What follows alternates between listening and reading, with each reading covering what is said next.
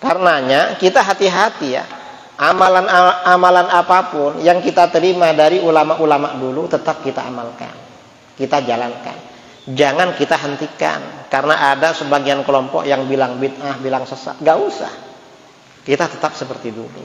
Mengapa? Yang dari ulama dulu itu dasarnya kuat-kuat. Karena ulama dulu itu ulama ori.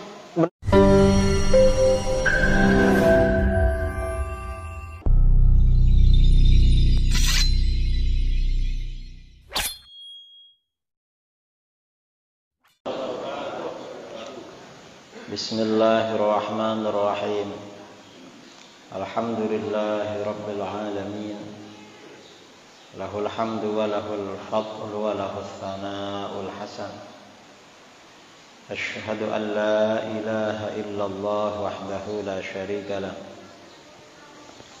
Wa asyhadu anna sayyidana Muhammadan abduhu wa rasuluh. Allahumma salli ala sayyidina Muhammadin al-fatih lima ughliq wal khatim lima sabaqa nashr al-haqq bil haqq wal hadi ila siratikal mustaqim wa ala alihi wa sahbihi haqqa qadrihi miqdarihi al-azim amma ba'du. Para alim, para asatidz, para buya yang saya muliakan dan saya hormati, jajaran pengurus DKM Masjid Nurul Islam yang juga saya hormati, para pejabat pemerintahan, Bapak Kepala Desa yang mewakili Bapak Camat, dan semuanya yang saya hormati, para jamaah, kaum muslimin dan muslimat yang berbahagia, yang saya banggakan dan saya cintai. Alhamdulillah, bersyukur kepada Allah Subhanahu wa taala, pagi ini kita bisa berkumpul di tempat yang penuh berkah ini. Pertama, dalam rangka menunaikan ibadah sholat subuh. Yang kedua, dilanjutkan dengan kajian atau acara halal bihalal dan pemantapan akidah Ahlus Sunnah wal Jamaah. Kita ini mengapa ada halal bihalal? Tujuannya untuk saling maaf memaafkan. Karena kita selama bulan Ramadan mungkin banyak menunaikan ibadah sholat tarawih, baca Quran, sedekah. Selain puasa, dosa-dosa diampuni oleh Allah. Tinggal dosa-dosa kepada sesama. Kalau dosa kepada sesama itu minta maaf dan dimaafkan. Kalau tidak minta maaf atau tidak dimaafkan, maka Allah tidak mengampuni dosa kepada sesama. Di dalam Al-Quran ada 3 perkara yang dicintai oleh Allah, hubungannya dengan halal bihalal. Apa? Allah Subhanahu wa taala berfirman, alladzina yunfiquna fis sarra'i wad dharra wal kadhimina al ghaidha wal 'afina 'anil nas wallahu yuhibbul muhsinin. Pertama, kebaikan yang dicintai oleh Allah adalah alladzina yunfiquna fis sarra'i wad dharra. Mereka yang selalu menafkahkan hartanya, yang selalu bersedekah, baik dalam keadaan senang maupun dalam keadaan susah.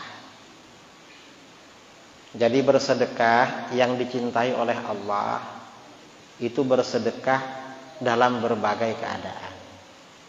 Dalam keadaan senang, banyak uangnya, maupun dalam keadaan susah. Sebagian orang itu ada yang mau bersedekah kalau dia senang, kalau susah gak mau bersedekah. Misalnya hasil panen sawitnya banyak, uangnya banyak, dia bersedekah. Tapi kalau sawitnya rugi gak mau sedekah. Ada orang yang mau bersedekah kalau susah, kalau senang gak mau bersedekah. Ada juga. Contoh yang sedekah karena senang, pernikahan, bikin walimah, itu namanya sedekah karena senang. Anaknya pulang dari Jakarta selamat lalu bersedekah. Anaknya dikhitan lalu bersedekah, itu senang namanya. Ada orang mau bersedekah kalau susah aja, kalau senang lupa sedekah. Ada orang ya, masih saudara dengan saya, tiba-tiba datang ke rumah mengantarkan jeruk satu kardus Indomie. Dapat beberapa waktu, jeruk yang sebelumnya belum habis datang lagi, bawa lagi. Habis itu gak pernah bawa lagi, padahal dia petani jeruk. Saya tanya, lama-lama saya tanya sama saudara yang lain, itu abang tuh dulu buat jeruk ke sini, sekarang kenapa gak bawa lagi? Kata abang ini, dulu itu susah kan buat jeruk. Susah gimana? Jeruknya gak laku dulu, jadi jeruk lagi murah, makanya diantar ke sini.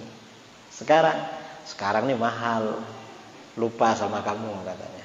Nah, artinya apa? Ada orang tuh mau sedekah kalau lagi susah. Ini namanya sedekah karena susah. Kalau senang nggak mau sedekah. Nah, orang yang baik itu sedekah ya ketika senang, misalnya dia bertani cabai atau tani apa. Ketika murah ya sedekah, ketika mahal juga sedekah. Itu namanya orang-orang yang bersedekah baik dalam keadaan senang maupun dalam keadaan susah. Itu dicintai oleh Allah. Kemudian wal kadhiminal ghaidha. Yang dicintai Allah lagi yang kedua, mereka yang menahan amarah, menahan emosi. Ketika dia marah, ada orang salah sama dia, ditahan amarahnya. Orang-orang yang menahan amarah ini dicintai oleh Allah. Dan biasanya yang paling gampang tidak menahan amarah, setiap marah disampaikan itu atasan biasanya. Yang salah bawahannya atau yang salah anak buahnya. Itu gak bagus. Amarah itu mestinya ditahan. Karena menahan amarah itu dicintai oleh Allah. Kadang-kadang orang menahan amarah, tapi menahan amarah ya bukan karena menahan amarah, tapi karena takut yang bersalah sama dia lebih tinggi derajatnya, akhirnya gak diungkapkan. Nah, menahan amarah ini termasuk orang-orang yang dicintai oleh Allah. Itu yang kedua. Yang ketiga, yang juga dicintai oleh Allah, wal afina 'anin nas. Mereka yang senantiasa memaafkan manusia. Siapapun dimaafkan oleh orang ini. Apakah temannya, tetangganya, kawannya, anak-anaknya, saudaranya, siapapun manusia dimaafkan oleh dia. Maka bagaimana? Wallahu yuhibbul muhsinin. Allah mencintai orang-orang yang berbuat baik. Yang berbuat baik itu yang mana? Yang disebutkan tadi. Yang senantiasa bersedekah dalam keadaan susah, dalam keadaan senang maupun susah. Orang-orang yang suka menahan amarah dan orang-orang yang selalu memaafkan manusia. Karena sekarang ini masih ada momen-momen hari raya. Kita ini perlu saling maaf-memaafkan. Dan orang memaafkan itu tidak rugi. Mengapa? Kalau ada orang lain punya salah sama kita, orang ini kalau punya salah sama kita, tidak kita maafkan. Atau kita misalnya punya salah pada orang, gak sempat minta maaf, dan dia tipenya bukan pemaaf. Maka bagaimana minta maafnya besok di akhirat? Dan minta maaf sudah tidak ada di akhirat. Maka bagaimana? Karena permintaan maaf tidak ada, kita punya salah pada orang, amal baik kita oleh Allah dipindah pada dia. Amal ibadahnya, amal sedekahnya dipindahkan pada orang yang kita zalimi. Kalau amal kita sudah habis, maka dosa orang yang kita zalimi oleh Allah dioper, dipindahkan, transfer pada kita. Kita banyak salahnya. Tapi kalau kita memaafkan, ada orang punya salah sama kita, kita memaafkan, maka bagaimana? Anugerah Allah pada kita lebih besar daripada seandainya kita tidak memaafkan, lalu kebaikan orang itu diberikan pada kita. Jadi pemaaf ini, orang yang memaafkan memang lebih enak, lebih bagus dalam pandangan agama. Ini halal bihalal. Karenanya siapapun yang punya salah sama kita, kita niatkan, kita maafkan.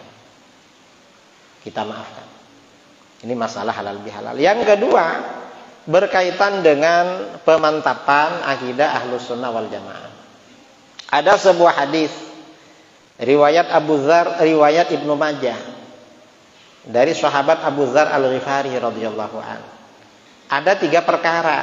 Kalau 3 perkara ini dijalankan oleh seseorang, maka Allah akan menjaga hatinya tidak terpeleset, tidak tergelincir, tidak tersesat, tidak menyimpang, tidak menyeleweng. Apa? Rasulullah SAW bersabda, "Salasun la yaghillu alaihinna qalbul 'abdil mu'min." Ada 3 perkara yang tidak akan tergelincir di atasnya hati seorang mukmin. Tidak akan terpeleset. Kalau 3 perkara ini dijalankan, hati seorang mukmin tidak akan terpeleset, gak akan tergelincir. Kalau gak dijalankan akan terpeleset. Apa? Yang pertama, ikhlasul amali lillah. Ikhlas dalam beramal karena Allah. Orang ikhlas ini hatinya dijaga oleh Allah. Ikhlas. Kalau tidak ikhlas, beramal tidak ikhlas, maka dia terpeleset, tergelincir. Tapi kalau ikhlas, orang ikhlas ini hatinya dijaga, tidak tergelincir, tidak terpeleset. Ikhlas tentunya dalam beramal, dan amalnya banyak. Bukan tidak beramal lalu ikhlas. Ada sumbangan masjid, diminta dia, kamu nyumbang berapa? Dah dek, gak usah nyumbang. Yang penting ikhlas. Itu gak ikhlas namanya, gak nyumbang. Ikhlas tuh ya nyumbang, baru ikhlas. Dan nyumbangnya banyak. Kalau cuma dikit nyumbangnya 5.000. Loh kok 5.000? Yang penting ikhlas. Oh, 5.000 hilang juga gak susah. Nyumbang yang banyak baru ikhlas. Nah, orang yang ikhlas karena Allah, ini hatinya dijaga oleh Allah dalam beramal. Ikhlas itu artinya apa? Ikhlas itu seseorang beramal karena Allah, bukan karena mengharapkan pujian dari manusia atau karena takut celaan dari manusia. Dan ikhlas ini, ikhlas orang beramal karena Allah, ikhlas ini bertingkat-tingkat. Apa? Level pertama yang paling tinggi, ikhlas yang paling tinggi. Kata Syekhul Islam Zakaria Al-Ansari, ikhlas yang paling tinggi. Ada orang beramal, rajin beribadah, rajin beramal ya, bersedekah. Apa tujuannya? Tujuannya semata-mata karena mengharap ridha Allah. Semata-mata karena mencintai Allah. Orang ini beramal bukan karena mengharapkan masuk surga, bukan karena takut neraka, bukan. Tetapi bagaimana? Ya semata-mata karena Allah, terserah Allah lah. Pokoknya kita disuruh beribadah, disuruh beramal. Masalah balasan terserah Allah. Ini ikhlas paling tinggi, level pertama. Dan ini bukan levelnya kita. Levelnya para aulia kibar ya, para aulia yang tinggi-tinggi. Yang kedua, level kedua ikhlas.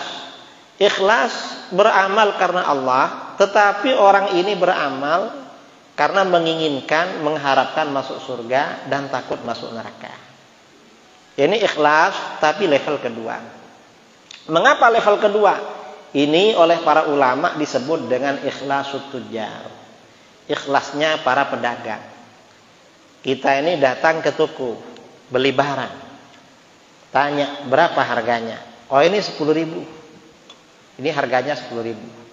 Kita ngasih uang, dia ngasih barang. Yang ngasih uang ikhlas, yang ngasih barang juga ikhlas. Mengapa? Karena jual beli. Ini ikhlasnya pedagang. Ini ikhlas level 2. Mengapa level 2? Orang ini beramal karena kepentingan dirinya, ingin masuk surga, takut neraka. Artinya apa? Seandainya Allah tidak menjanjikan surga, gak mengancam neraka, orang ini gak beramal. Beda dengan level pertama tadi. Kalau level pertama tadi gak mengharapkan, semata-mata karena penghambaan dirinya kepada Allah, semata-mata karena cinta kepada Allah, mengharap ridha Allah. Dia gak mengharapkan surga, gak takut neraka. Ini level pertama. Kemudian ada ikhlas level ketiga. Apa ikhlas level ketiga? Ada orang beramal karena Allah. Dia rajin bersedekah, rajin sholat duha, rajin beribadah, bertakwa. Mengapa rajin begitu? Dia begitu karena mengharapkan kehidupan yang nyaman di dunia. Kalau dia tidak rajin beribadah, khawatir hidupnya miskin.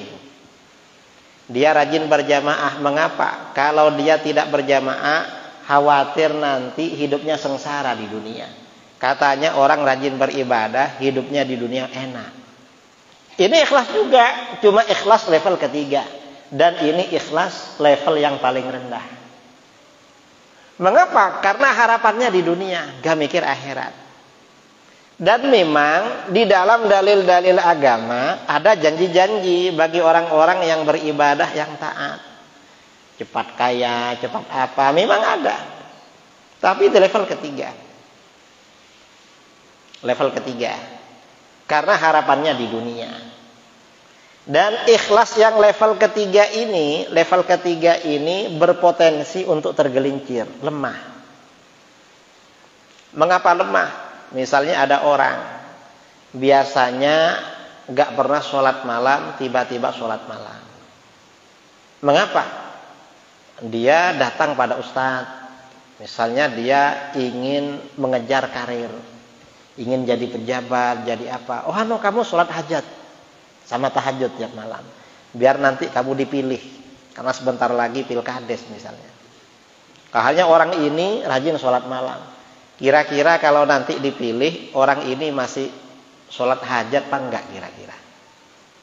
Masih rajin apa enggak? Berhenti.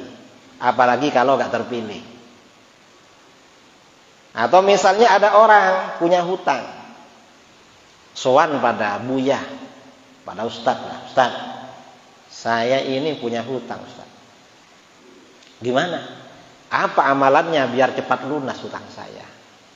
Kamu kalau malam baca surat Waqiah 7 kali, habis Isya 7 kali. Akhirnya tiap malam baca Waqiah. Dapat beberapa hari ada kawannya datang. Apa? Saya ingin ngajak kamu. Kemana? Ngopi-ngopi di nongkrong di warung kopi. Wah gak bisa. Kenapa gak bisa? Saya ini punya rutinitas tiap malam baca Waqiah 7 kali. Loh untuk apa rutinitas itu? Saya ada hajat, saya ini punya hutang. Kata Pak Ustadz kalau baca ini tiap malam nanti lunas hutangnya. Berapa hutang kamu? Hutang saya 10 juta. Dah, kamu tak kasih uang 10 juta untuk melunasi hutang. Yang penting kamu malam ini temani saya nongkrong di warung kopi. Nah, kira-kira orang ini akan baca Waqiahnya apa ikut kawannya kira-kira? Kalau kamu misalnya ya, baca amalan begitu, kamu tak kasih uang, tak lunasi hutangnya. Yang penting ikut saya. Nah ini namanya ikhlas level paling rendah. Paling rendah. Dan ikhlas yang level paling rendah ini berpotensi untuk tergelincir. Kadang ada orang ikut thariqah. Tujuannya apa? Biar sakti. Biar nanti kelihatan punya karomah. Ini ikhlas level rendah namanya ini. Ini bahaya ini. Karena kadang-kadang khawarik lil adah yang dia dapatkan, aneh-aneh yang dia dapatkan kadang dari setan. Akhirnya merasa menjadi wali Allah itu. Padahal dari setan. Karena gak ikhlas. Tujuannya bukan karena taqarrub pada Allah, tapi ingin nampak kelihatan hebat. Jadi ikhlas level 3 ini rentan, bahaya. Saya ini pernah tahun 2000, tahun berapa ya? 2013. Tahun 2013 saya pulang dari Jambi. Sampai di Surabaya, ke Gresik, saya ceramah. Masih ke Gresik ada acara. Pulang dari Surabaya naik bis ke Jember, Jawa Timur. Rumah saya di Jember. Nah, di bis itu saya duduk dengan orang yang kira-kira seusia saya.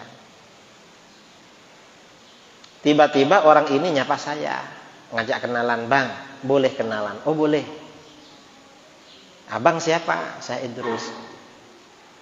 "Dari mana?" "Dari Jember. Ini mau pulang dari Jember." "Kamu siapa?" "Nama saya ini." "Kamu dari mana?" "Dari Banyuwangi."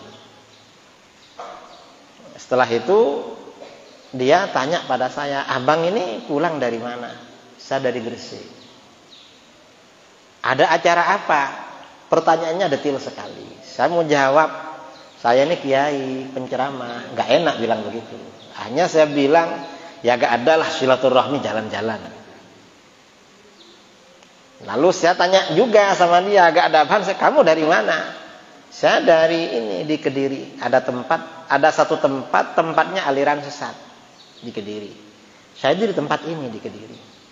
"Loh, kamu ngapain ke sana?" "Saya sowan, ziarah sama Tuan Guru." "Kamu ikut aliran itu?" "Iya, Bang. Itu aliran sesat itu. Kamu kok ikut aliran itu? Kamu tadi bilangnya orang Madura, orang Sumeneb. Kalau guru kamu tahu kamu ikut aliran itu, kamu bisa ditempeleng kamu, dimarahi. Karena Kiai Madura gak suka dengan aliran itu." Akhirnya dia mengalihkan pembicaraan. Nah, pas saya mau turun, sudah mau nyampe di Jember, minta nomor HP. "Bang, saya boleh minta nomor HP-nya?" "Oh, boleh." Saya kasih nomor HP. "Kalau nanti besok lusa saya nelpon bagaimana?" "Oh, gak apa-apa, telepon aja kan. Pokoknya saya agak sibuk, saya angkat." Kira-kira dapat beberapa hari, orang ini nelpon saya. "Siapa?" "Saya, Bang, yang tempo hari duduk satu kursi dengan abang dari Surabaya." "Ada apa?" "Saya mau tanya," katanya. "Sebentar, saya mau tanya dulu sama kamu." "Tanya apa?" "Kamu kok ikut aliran sesat itu? Apa latar belakangnya? Kok bisa ikut itu?" "Anu, Bang, saya ini asalnya susah," katanya. "Susah gimana?" "Saya ini dulu kerja sebagai sales. Kerja pada bos, menjadi sales, mengantarkan barang dari pelanggan ke pelanggan, dari toko ke toko. Saya ngantar barang. Terus lama-lama saya mikir, saya ini kalau kerja kayak gini kan hanya membantu bos saya tambah kaya. Saya gak kaya-kaya ini. Ini yang enak jadi bos sendiri aja. Saya kan sudah tahu jaringan bisnis ini.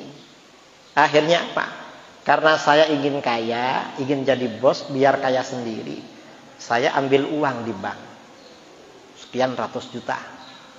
Lalu sewa ruko, ya, sewa gedung ya untuk toko, beli mobil. Kemudian antar barang, sudah jadi bos, barang dikirim sendiri dari pelanggan ke pelanggan. Terus ternyata dalam perjalanan sirkulasi keuangan tidak stabil. Lebih banyak pengeluaran daripada pemasukan.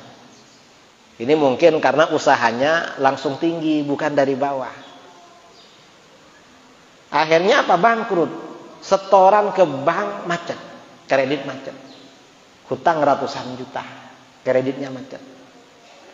Akhirnya usaha tutup. Setelah usaha tutup, kalau malam-malam istri sering kebingungan. Susah. Setiap ada motor dikiranya debt collector.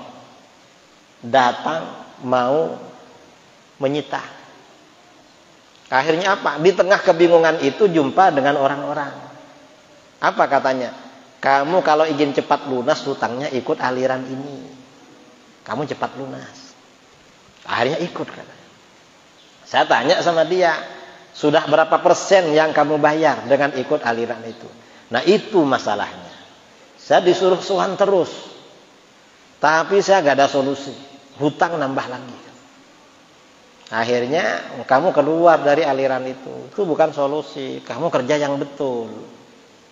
Ya punya hutang kok ikut aliran sesat. Ya tambah bingung kamu. Akhirnya HP-nya ditutup.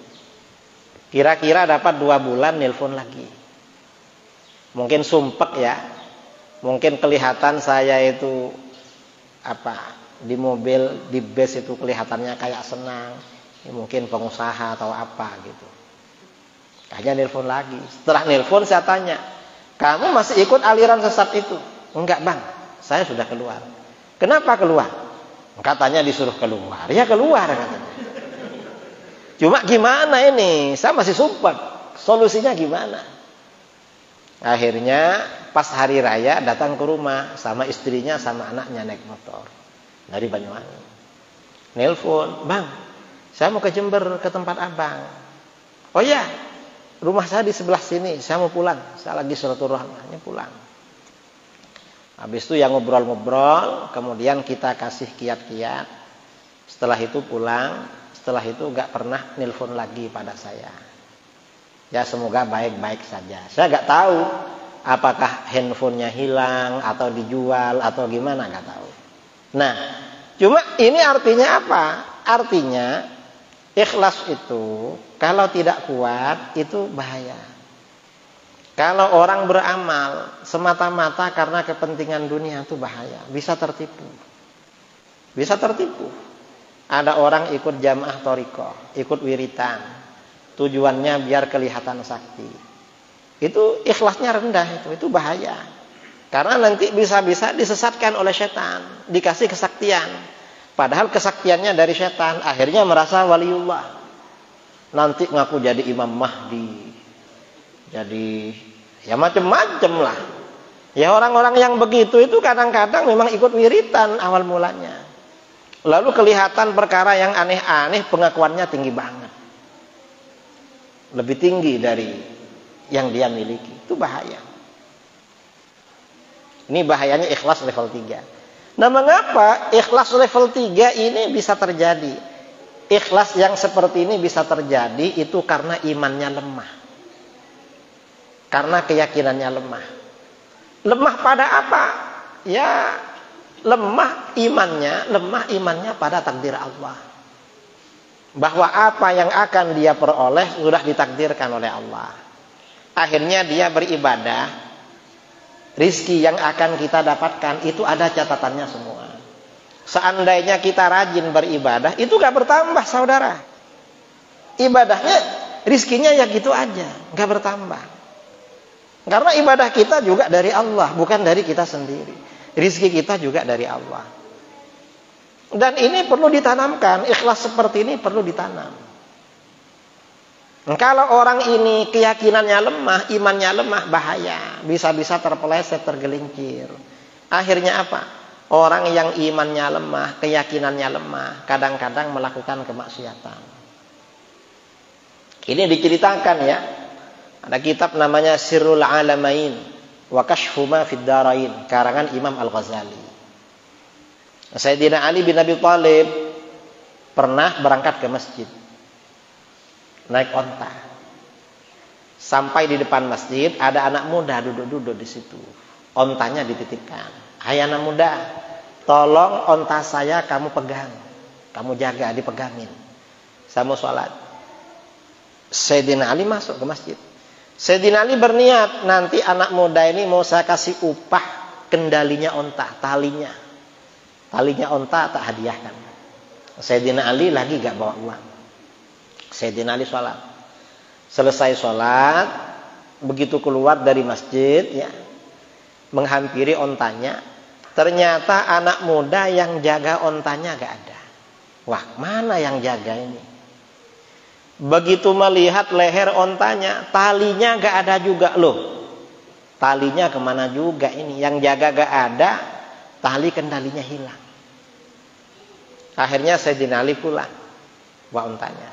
Di perjalanan sampai di pasar, Sayyidina Ali melihat anak muda itu di depan kedai, di depan toko sedang menjual tali ke toko. Sayyidina Ali berbicara dalam hatinya, loh, jadi talinya diambil sama dia. Padahal itu sudah saya niatkan, saya kasihkan pada dia. Cuma dia gak sabar. Karena gak sabar, akhirnya apa? Rizki yang dia dapatkan dari jalan yang tidak halal. Coba dia sabar, menunggu saya selesai sholat, kan didapat juga itu. Karena memang mau saya kasihkan. Nah, ini artinya apa? Kisah ini memberikan kesimpulan antara halal dan haram itu batasnya tipis. Apa batasnya? Sabar. Orang ini kalau sabar, rizkinya didapat dari jalan yang halal. Kalau nggak sabar, ya nyolong, mencuri. Mengapa mencuri? Orang seperti ini berburuk sangka pada Allah. Hatinya buruk pada Allah. Dia nyangka, saya ini kalau nggak nyolong, kalau nggak mencuri, nggak dikasih rizki sama Allah. Wes tak curi aja. Makanya keimanan ini perlu dipupuk. Bahwa apa yang akan kita dapatkan sudah ada takdirnya dari Allah. Karenanya gak perlu galau, gak perlu risau. Rasulullah SAW bersabda, la tukthir hammak ma qaddara yakun wa ma turzaqu ya'tik. Kamu jangan banyak galau, jangan banyak risau, jangan banyak susah. Besok ini mau bagaimana, lusa ini mau jangan. Mengapa? Apa saja yang ditakdirkan oleh Allah pasti terjadi. Yang tidak ditakdirkan tidak bakal terjadi. Yang terjadi itu hanya yang ditakdirkan. Yang nggak ditakdirkan nggak terjadi. Dan rizki yang diberikan pada kamu pasti datang pada kamu. Nggak perlu dicuri, datang sendiri nanti. Pakai jalan yang halal. Nah ini, seperti ini perlu dipupuk. Memupuknya bagaimana? Ya macam-macam.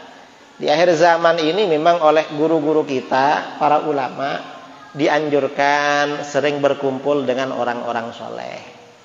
Mengapa? Kalau sering berkumpul dengan orang-orang soleh, hati kita menjadi tenang. Tidak mudah gelisah, gak mudah galau, gak mudah risau. Kemudian dianjurkan memperbanyak menuntut ilmu. Ini di akhir zaman. Dan jaga lidah, jangan ngomong yang gak baik. Akhir zaman seperti itu memang. Nah, ini ikhlas namanya. Jadi keikhlasan itu penting dijaga. Dan keikhlasan ini perlu ditingkatkan. Karena orang ini kalau tidak ikhlas itu tergelincir. Tergelincir nanti hatinya. Ini yang pertama. Yang kedua ya, yang juga kalau dikerjakan, hati seorang mukmin tidak akan tergelincir, tidak akan terpeleset. Apa yang kedua? Wan nasihatu liwaliyil amri. Berbuat baik dan bermaksud baik pada pemimpin. Siapa yang dimaksud pemimpin? Kalau di dalam negara, pemimpin itu pejabat negara. Mulai dari kepala desa, bapak camat, bapak bupati, gubernur, sampai presiden. Itu pemimpin. Artinya apa?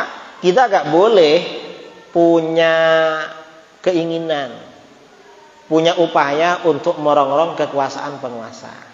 Kecuali kalau mereka terang-terangan menyebarkan kekufuran itu. Gak boleh. Walaupun amar ma'ruf, kita secara halus, secara lembut kepada penguasa. Gak boleh itu. Mengapa? Karena biasanya kalau kelompok-kelompok ini melawan pemimpin, itu bahaya. Bahayanya apa? Nanti tergelincir. Munculnya aliran sesat yang namanya Khawarij, itu asalnya demo kepada Sayyidina Utsman. Orang-orang Khawarij itu demo kepada Sayyidina Utsman, alasannya untuk melakukan amar ma'ruf nahi munkar. Awalnya begitu. Akhirnya apa? Mereka menjadi aliran Khawarij. Karenanya Ahlus Sunnah wal Jamaah itu tidak punya konsep menggulingkan pemerintahan yang sah. Gak punya. Loh, pemerintahannya zalim. Pemerintahan yang zalim itu akibatnya itu dari rakyat juga. Kita ini punya pemimpin yang korupsi. Mengapa? Yang ngajari rakyat. Sekarang itu kalau ingin jadi kepala desa, jadi bupati, jadi DPR, itu biasanya bagi-bagi uang suap apa enggak biasanya? Kan bagi-bagi kan. Akhirnya apa? Setelah terpilih, ya balas dendam itu. Dikorupsi uang rakyatnya. Karena dulu ketika dia dipilih, nyogok juga sama rakyat. Dan sebagian orang tahu kalau itu haram. Ada yang nggak tahu kalau itu haram. Sekarang ini nggak peduli haram halal, pokoknya diterima. Itu di Jawa, entah kalau di Bengkalis, Kalau di Jawa, di Duri ya. Di Duri enggak ya? Apa? Gak salah lagi. Artinya orang kalau mau dipilih itu bagi-bagi uang suap. Sama ya? Enggak. Enggak lah. Enggak tahu ya. Karenanya ini Ahlus Sunnah wal Jamaah. Ini kalau pemimpin di dalam negara ya. Kalau pemimpin di dalam agama siapa? Para ulama. Para ulama ini pemimpin di dalam agama. Dan tidak boleh merongrong kewibawaan para ulama. Ini menjaga harga diri, menjaga kemuliaan, kehormatan para ulama, bagian dari ajaran Ahlus Sunnah wal Jamaah. Karenanya kita istiqamah mengikuti fatwa-fatwa para ulama. Ini harus kita jaga. Mengapa? Sekarang ini ada kelompok-kelompok di luar Ahlus Sunnah wal Jamaah merusak harga diri, kemuliaan para ulama. Siapa? Wahabi. Kita ini melakukan amalan-amalan dan itu dari ulama-ulama dulu disalah-salahkan. Itu kan suul adab itu. Mengapa? Ulama-ulama dulu itu orang alim-alim disalah-salahkan. Imam Syafi'i, Imam Hanafi, Imam Malik itu ulama besar itu. Kok disalah-salahkan? Itu gak boleh itu. Orang yang seperti itu, yang menyalah-nyalahkan ulama-ulama dulu, itu menjadi pengikut aliran sesat. Kita gak boleh. Karenanya kita hati-hati ya. Amalan apapun yang kita terima dari ulama-ulama dulu tetap kita amalkan. Kita jalankan. Jangan kita hentikan. Karena ada sebagian kelompok yang bilang bid'ah, bilang sesat. Gak usah. Kita tetap seperti dulu. Mengapa? Yang dari ulama dulu itu dasarnya kuat-kuat. Karena ulama dulu itu ulama ori. Benar-benar ulama. Yang sekarang ini kadang-kadang bukan ulama. KW-KW ya ulama lah, tapi ulama KW-KW. Kita jangan ikut yang KW-KW. Harus ikut yang ori. Dan itu ulama-ulama dulu.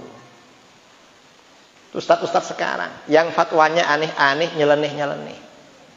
Enggak sama dengan ulama dulu. Enggak perlu kita perhatikan. Ini yang kedua. Kemudian yang ketiga ya. Yang ketiga, kalau kita jaga menyebabkan hati kita tidak tergelincir, tidak terpeleset. Apa yang ketiga? Waluzumu jama'atil muslimin. Kita konsisten menjaga kebersamaan dengan kaum muslimin. Gak gampang berbeda dengan mereka.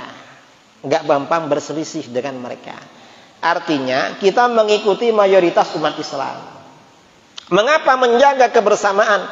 Fa inna da'watahum tuhitu min waraihim. Karena doa kaum muslimin akan menaungi dari belakang mereka. Umat Islam ini sebenarnya saling mendoakan. Di mana? Paling enggak di dalam sholat.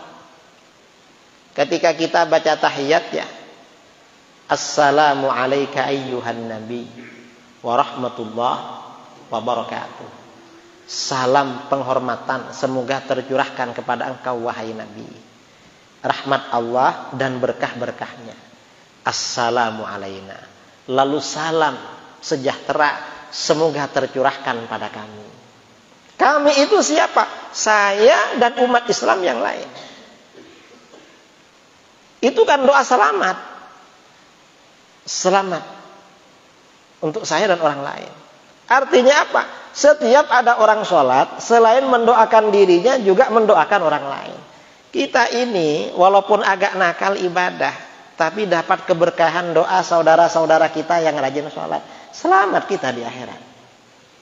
Cuman, orang itu bisa mendapatkan keberkahan doa saudara-saudaranya, itu syaratnya apa?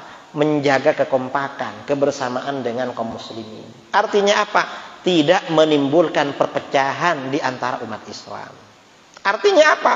Istiqomah mengikuti ajaran Ahlus Sunnah wal Jamaah. Kalau keluar dari Ahlus Sunnah wal Jamaah itu tidak menjaga kekompakan. Karenanya para ulama kita mengatakan la yambaghil khuruj min adatin nas illa fil haram. Tidak seyogyanya meninggalkan tradisi masyarakat selama tradisi itu tidak diharamkan dalam agama. Kalau ada masyarakat muslim di satu daerah punya tradisi, kita ikuti selama gak haram. Makruh kita ikuti, makruh aja. Yang penting gak haram. Mengapa? Karena kalau dilawan menimbulkan perpecahan. Dan gak boleh umat Islam itu pecah gara-gara kita, gak boleh. Kita itu harus menjadi penyatu, pemersatu. Itu tradisi. Dan banyak tradisi-tradisi masyarakat kita dari ulama-ulama dulu. Kita ini biasanya selesai sholat, zikirnya nyaring, kan begitu. Doanya keras, jahar. Itu jangan ditentang, jangan dirubah. Mengapa? Itu gak sunnah. Walaupun gak sunnah tapi kan gak haram. Zikirnya sunnah. Kalau itu nilai zikir jahar habis sholat, punya nilai. Nilainya apa? Orang bisa ikut zikir. Kalau zikirnya pelan-pelan orang pergi. Malah sunnah jahar itu. Jangan bilang gak sunnah. Jangan ditentang. Dan itu ada dalilnya semua. Karena sekarang ini ada kelompok-kelompok yang suka menyalah-nyalahkan. Atau misalnya ya tradisi masyarakat. Masyarakat kita ini, masyarakat Melayu Indonesia. Kalau ada keluarga meninggal dunia, kan biasanya bikin acara apa ya? 7 hari itu. Apa namanya kalau sini? Tahlilan. Tahlilan kenduri. Kalau Wahabi kan langsung itu sesat, haram. Itu mereka. Itu gak betul itu. Tetap kita jalankan tahlilan. Tahlilan itu gak haram karena itu zikir, dianjurkan itu. Dan itu harus kita pertahankan. Kita jangan mudah menerima ya. Ada orang fatwa-fatwa menyesatkan ajaran yang kita terima dari dulu. Jangan diterima. Hati-hati. Mengapa? Khawatir itu menyimpang dari Ahlus Sunnah wal Jamaah. Umat Islam terjadi perpecahan. Dan tahlil itu bukan dari ulama Melayu, bukan. Tahlil itu kan baca zikir untuk orang mati. Bukan dari ulama Melayu, bukan dari ulama Nusantara. Dari mana? Zikir untuk orang mati itu asalnya dari baginda Rasulullah Shallallahu Alaihi Wasallam. Karena sekarang ini amalan-amalan yang sudah mengakar kuat di tengah-tengah masyarakat dirongrong oleh ini orang-orang sesat itu. Dibilang itu katanya ajaran bangsa Melayu. Loh, Melayu ini Islamnya gak bikin sendiri, tapi dari ulama-ulama dulu. Dan yang menyebarkan Islam ke negeri kita itu dari Mekah. Ulama-ulama yang jaringannya dari Tanah Suci dulu. Itu sama dengan tradisi di kota Mekah. Tahlil, zikir untuk orang mati, itu dari Rasulullah, saudara. Ini ada kisahnya. Ya. Dalam kitab-kitab hadis, biar kita ini mantap. Mengapa kita ini kalau ada orang mati baca tahlil? Hadis riwayat Imam Ahmad, riwayat Al-Baihaqi. Sahabat Jabir bin Abdullah Al-Ansari radhiyallahu an berkata, "Kharajna ma'a Rasulillah sallallahu alaihi wasallam yauman ila Sa'd bin Mu'adz yauma tuwfi."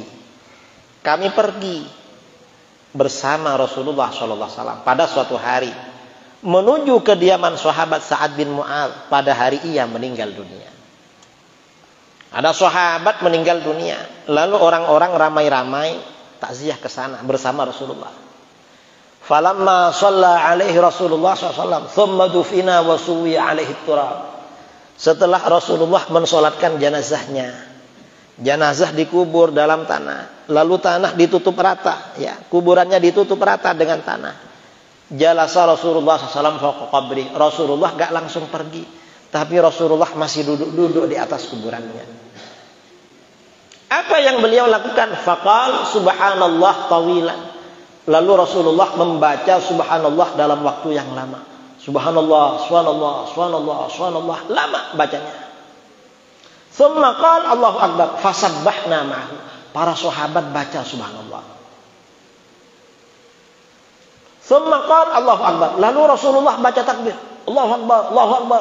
Fakabbarna ma'ahu. Para sahabat baca takbir. Dalam satu riwayat Rasulullah baca la ilaha illallah. Para sahabat baca. Falamman sorofa, ketika Rasulullah berhenti selesai baca, qilalah, sebagian sahabat bertanya, ya Rasulullah, malaka tusabbihu fatukabbir. Hai Rasulullah, mengapa engkau baca subhanallah, baca Allahu Akbar, gak langsung pergi, mengapa? Apa jawaban Rasulullah? Rasulullah menjawab, mengejutkan jawabannya, laqad tadayaqa ala hadzal 'abdis salihi qabruhu. Hamba Allah yang soleh ini tadi benar-benar dijepit oleh kuburannya.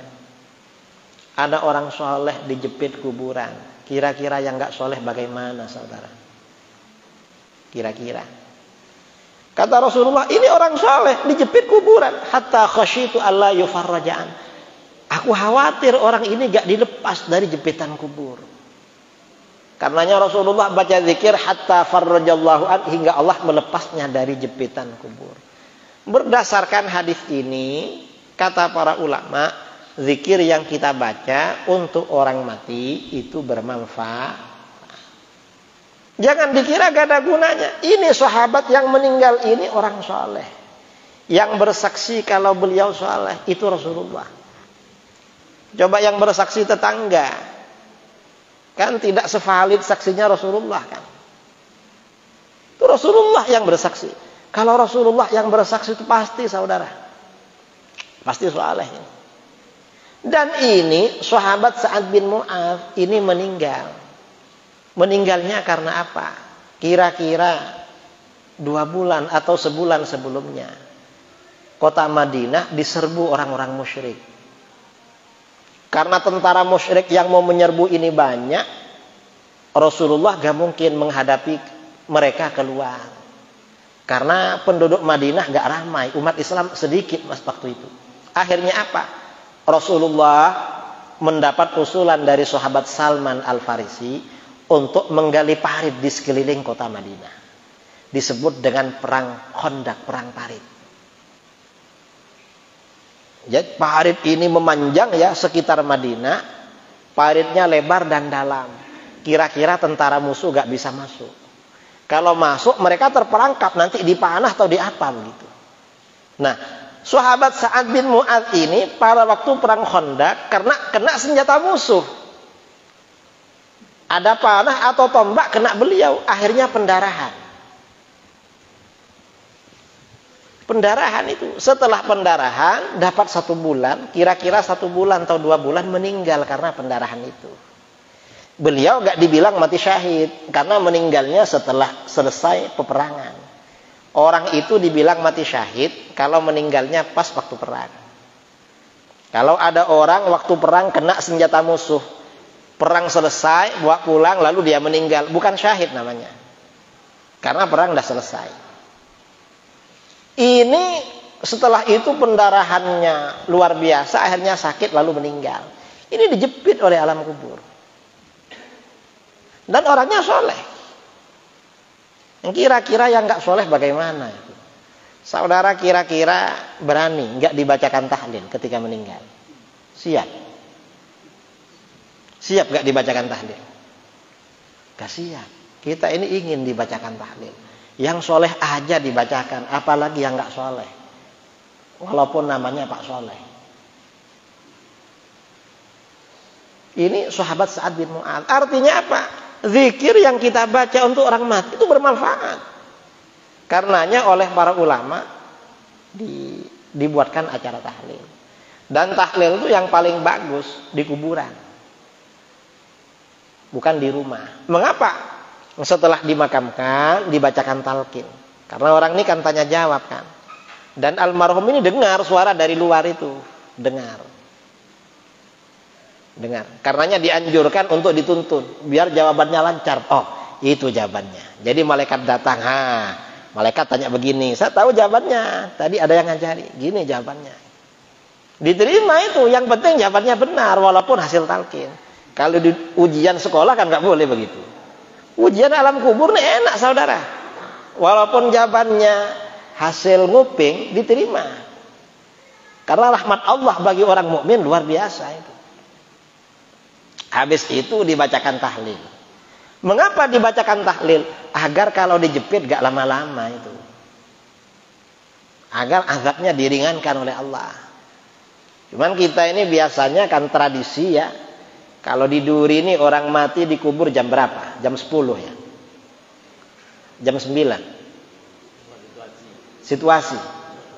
Nanti tahlilnya jam 7 malam ya, tahlilnya jam 7. Kalau dia dikubur jam 9 ke jam 7 kan 10 jam itu dijepit ya, menunggu bantuan tuh berapa lama. Kira-kira kalau saudara ke kebun terjepit, nunggu orang 10 jam, tuh kira-kira lama apa sebentar? Lama kan itu. Tapi ya gak apa-apa, karenanya kalau ada orang meninggal, paling enggak keluarganya baca Quran, baca apa di situ. Jangan langsung ditinggal. Walaupun gak lama. Biasanya yang begitu kalau para ulama. Kalau para ulama meninggal, masyarakat berhari-hari di situ. Orang-orang yang takziah baca Quran, enak memang. Yang gak ulama ini malah gak dipedulikan sama orang ini. Sudah amalnya minim, gak ada yang peduli. Terus membid'ahkan tahlil lagi. Ngapain bid'ahkan tahlil? Bahaya ini, jangan dibid'ahkan. Ini tahlil. Karenanya jangan kita tinggalkan itu. Ini tradisi ya. Ini saya kira ya yang perlu kita sampaikan. Dan kenduri ya juga begitu, tetap kita jalankan. Karena itu amalan itu, amalan baik. Sedekah. Dan sedekah untuk orang mati memang sampai. Sampai memang. Jangan dibilang gak sampai. Dalam hadis Bukhari Muslim ya, Aisyah radhiyallahu anha berkata, anna rajulan atan Nabiy sallallahu alaihi wasallam faqal. Seorang laki-laki datang kepada Nabi sallallahu alaihi wasallam, lalu dia bertanya, "Ya Rasulullah, inna ummi uftulitat nafsaha wa lam tusi." Hai Rasulullah, ibu saya meninggal dunia tiba-tiba. Enggak sempat berwasiat. Karena enggak sempat bicara. Wa uraha law takallamat tasaddaqat. Saya kira kalau ibu saya ini sempat berkata-kata, pasti berwasiat untuk bersedekah. Afalaha ajrun in tasaddaqtu anha. Karena ibu ini sudah meninggal, apakah ibu dapat pahala kalau aku bersedekah untuk beliau?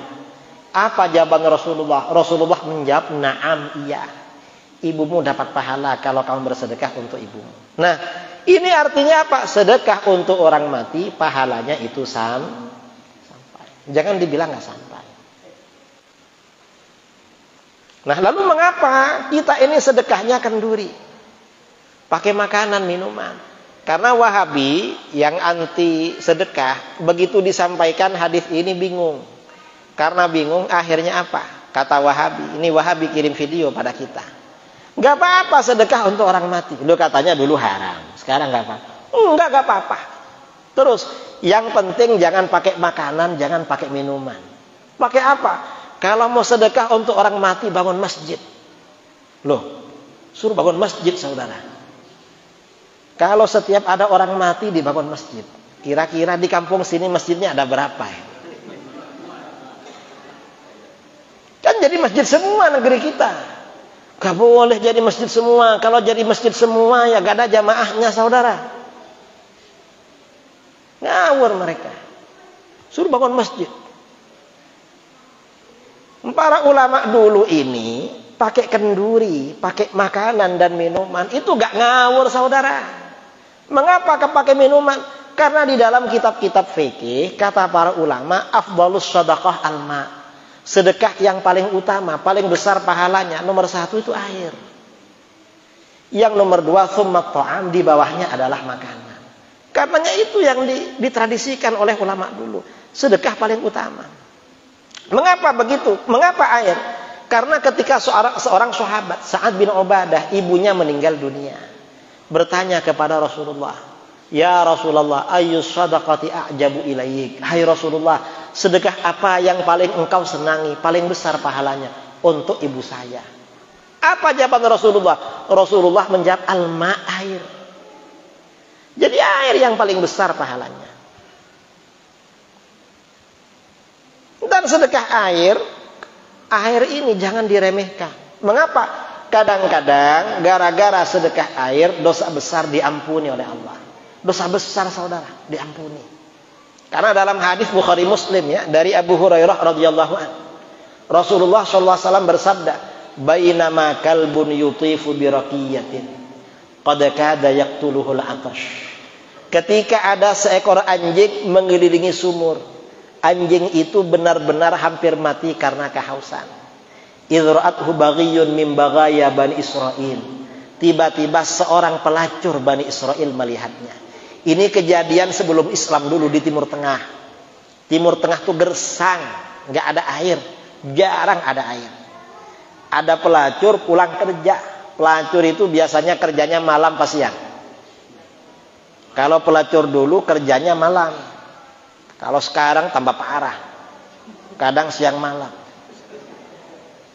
24 jam kayak Indomaret. Buka 24 jam. Dia pulang kerja di Timur Tengah. Sampai dekat sumur melihat seekor anjing mengelilingi sumur hampir mati kehausan. Hatinya merasa iba, merasa kasihan. Karena merasa kasihan, fanazaat muqaha, pelacur tadi melepas sepatunya. Dulu pelacur kerja pakai sepatu. Sekarang pakai apa? Pakai sandal pas sepatu. Nggak tahu kan? Nggak boleh tahu. Boleh nggak tahu itu? Nggak boleh, kalau tahu itu nakal namanya itu. Jangan tahu. Dulu itu. Akhirnya apa? Setelah buka sepatunya, fastaqat lahu bi. Pelacur ini turun ke bawah, ambil air pakai sepatunya. Dulu sumur itu nggak pakai timba, nggak pakai tali, tapi pakai tangga ke bawah. Peradaban manusia belum ada tali, belum ada timba. Jadi pakai tangga ke bawah. Kalau sekarang sumur pakai timba, pakai tali gak ada di Jawa. Di sini gak ada juga. Pakai apa sekarang? Pakai sanyo sekarang ini.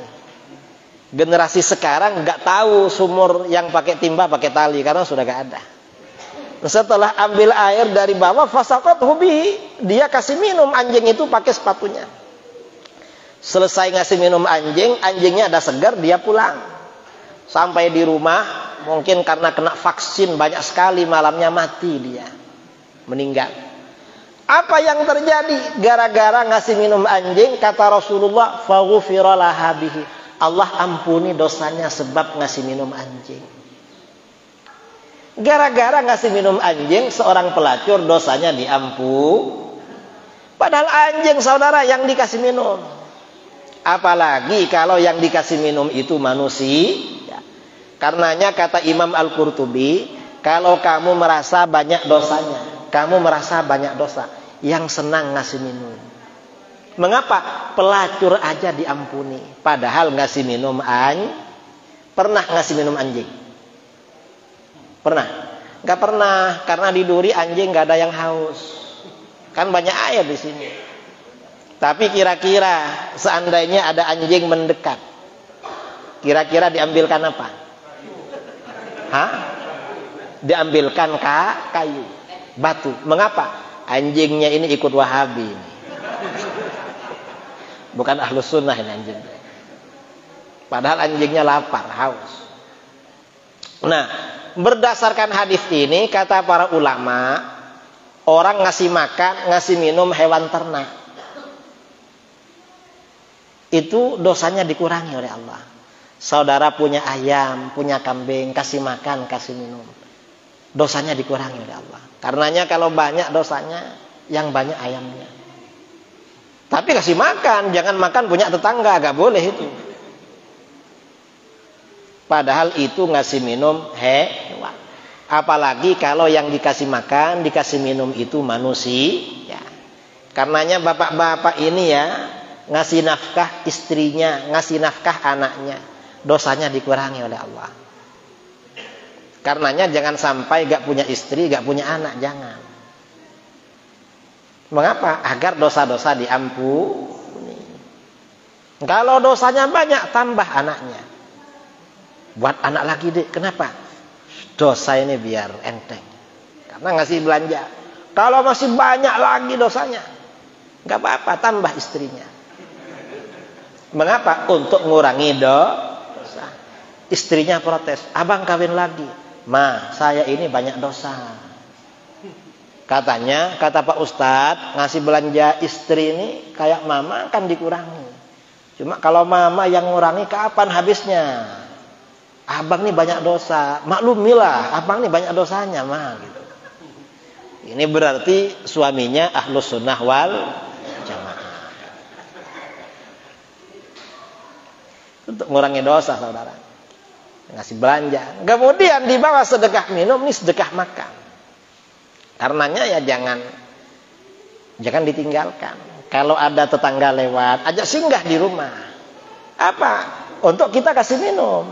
Ada apa? Ya minum-minumlah di rumah. Niatkan Allah mengampuni dosa kita. Mempelacur aja, diampuni.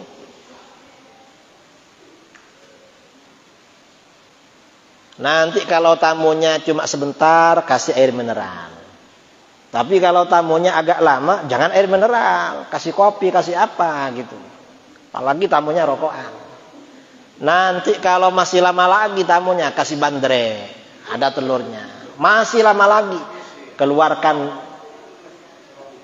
kasih lontong apa. Biar betah tamunya. Kadang-kadang ya, orang tuh kalau pelit mau makan, ada tamunya gak jadi makan. Mengapa? Nunggu tamunya pulang. Ada yang begitu. Banyak. Pelit namanya itu. Gak ingin diampuni dosanya oleh Allah. Rela dia gak makan. Menunggu tamunya pulang. Karena mau makan. Jangan begitu. Karena tamu itu ketika datang ke rumah kita, rizkinya bawa sendiri, saudara. Dan kalau pulang, karena makan rizkinya dia sendiri, dosa tuan rumah diampuni oleh Allah. Maksudnya rizkinya bawa sendiri. Kalau kita mengasihkan apa pada dia, apa-apa, itu rizkinya dia memang. Cuma melalui kita, dan kita mulia di hadapan Allah. Jangan salah paham loh. Tamu yang datang tuh dalam hadis rizkinya bawa sendiri. Artinya, yang kita suguhkan memang rizki dia. Gak ngurangi rizki kita. Dosa kita diampuni oleh Allah. Kalau salah paham gimana? Tamunya gak dikasih makan. Ditanya, gak dikasih makan tamunya. Dia gak bawa rizki ke sini. Bukan itu maksudnya. Kamu pelit namanya itu. Bakhil namanya. Itu namanya gagal paham. Nah, karena dasar-dasar ini, di negeri kita ini ada orang mati, ada tahlil, ada kenduri. Mengapa? Ya karena dasarnya sunnahnya kuat-kuat itu. Karenanya jangan kita tinggalkan. Nah ini saya kira ya beberapa hal yang perlu kita sampaikan dalam momen halal bihalal dan kajian Ahlus Sunnah wal Jamaah pagi ini. Karena ini waktu jam 6:30, kita ini sebentar lagi berangkat kerja kan ya. Bukan libur kerja, kita tutup dengan doa bersama. Itu kita baca sholawat badar. Bismillahirrahmanirrahim. Alhamdulillahirabbil alamin. Hamdan yuwafi ni'amahu kama mazida. Allahumma shalli ala sayyidina Muhammadin salatan tunjina biha min jami'il ahwali wal afat wa taqdi lana biha jami'al hajat wa tutahhiruna biha min jami'is sayyi'at wa tarfa'una biha indaka a'la ad-darajat wa tuballighuna biha aqsal ghayat min jami'il khairati fil hayati wa ba'dal mamati ala alihi wa sahbihi wa barik wa sallim. Allahumma atina fid dunya hasanatan wa fil akhirati hasanatan wa qina adzabannar. Rabbana hab lana min azwajina wa dhurriyyatina qurrata a'yunin waj'alna lil muttaqina imama. Allahumma inna nas'aluka al-huda wat-tuqa wal-'afafa wal-ghina. Allahumma qasim lana min khashyatika ma yahulu bainana wa baina ma'siyatik wa min ta'atika ma tuballighuna bihi jannatak wa min al-yaqini ma tuhawwinu bihi 'alaina masa'ib ad-dunya. Allahumma matti'na bi asma'ina wa basharina wa quwwatina ma ahyaytana waj'alhu al-waritha minna waj'al tha'rana 'ala man zalamana wansurna 'ala man 'adana wa la taj'al musibatana fi dinina wa la taj'al ad-dunya akbar hammina wa la mablagha 'ilmina wa la tusallit 'alaina man la yarhamuna. Allahumma zidna wa la tanqusna wa akrimna wa la tuhinna wa a'tina wa la tahrimna wa athirna wa la tu'thir 'alaina wa ardina warḍa 'anna. Allahumma kfina bihalalika an haramika wa aghnina bifadlika amman siwak. Allahumma ighfir lana dhunubana wa liwalidina masyayikhina wa muallimina wa ashabina wa ahbabina wa dhabil huquq alaina wa li jami'il muslimin wal muslimat wal mu'minin wal mu'minat al ahya minhum wal amwat. Wa sallallahu ala sayyidina Muhammadin nabiyil ummi wa ala alihi wa sahbihi wa barak wa sallam tasliman katsira. Subhana rabbika rabbil izzati amma yasifun wa salamun alal mursalin walhamdulillahi rabbil alamin. Taqabbalallahu minkum. Salatullah salamullah ala taha rasulillah. Salatullah salamullah ala yasin habibillah. Tawassalna bismillah wa bil hadi rasulillah wa kulli mujahidin lillah bi ahlil badri ya